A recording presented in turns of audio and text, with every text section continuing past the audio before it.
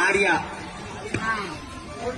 బద్రీనాథ్లో ఉన్న నా గంగోత్రికి రాయినది ఏమనగా, నా పేరు సూర్య, సన్ ఆఫ్ సత్యమూర్తి. నేను ఇక్కడ హ్యాపీగానే ఉన్నాను. నేను ఒక విషయం చెప్పడానికి ఉత్తరం రాస్తున్నాను. 2 అమ్మాయిలతో అలా వైకుంఠపురంలో నన్ను వరుడిని చేశారు. నాకు అది నచ్చక రుద్రమాదేవి గారి రేసు గుర్రం పైన పరుగు తీశాను. ఎందుకంటే నేను నీకు మాత్రమే సరైనోడు.